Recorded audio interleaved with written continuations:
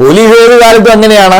പക്ഷേ എനിക്കതിന് സംശയം, കുറച്ച് പോലീസുകാർക്ക് അവര് ഈ പുതുതായിട്ട് ഭരണത്തിൽ വരുന്നവരോട് അമിതമായിട്ടുള്ള കൂർ പ്രകടിപ്പിക്കാൻ വേണ്ടിയിട്ടുള്ള ഒരു പരിശ്രമം നടത്തിയ സംശയമുണ്ട്.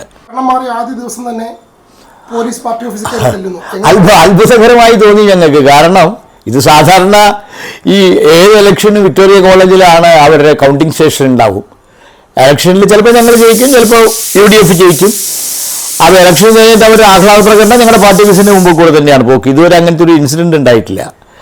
അപ്പോൾ ഈ ആഹ്ലാദ പ്രകടനം പോകുമ്പോൾ ഞങ്ങളുടെ പാർട്ടി ഓഫീസ് ആക്രമിച്ചു UDFന്റെ ആഹ്ലാദ പ്രകടനത്തിൽ നിന്ന ചില അക്രമികൾ.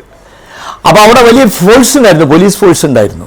സ്വാഭാവികമായിട്ട് അവിടുത്തെ പോലീസിന്റെ ഡ്യൂട്ടി ഈ ആഹ്ലാദ പ്രകടനത്തിന്റെ ഇടയിൽ നിന്ന് ഞങ്ങളുടെ പാർട്ടി ഓഫീസിനെ ആരെങ്കിലും ആക്രമിക്കുമ്പോൾ അവരെ തടയലാണ്.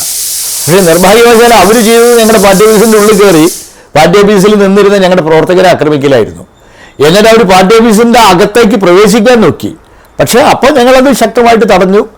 ഈ രീതിയിലാണ് എങ്കിൽ ഇത് നോക്കൂ, ആദ്യത്തെ ദിവസമായി മാറ്റം.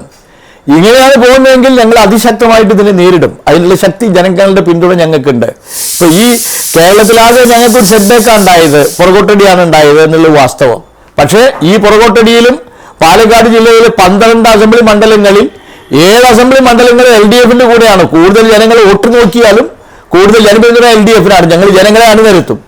ഇത്തരത്തിലുള്ള അക്രമങ്ങളൊന്നും ഞങ്ങൾ അംഗീകരിക്കാൻ പോകുന്നില്ല. ഞങ്ങൾ ജനങ്ങളെ അണിനിരത്തി ഇതിനെ നേരിടും. അപ്പോൾ അതിനൊന്നും പുറപ്പെടാതിരിക്കുന്നതാണ് നല്ലത്, പോലീസായാലും ആരായാലും.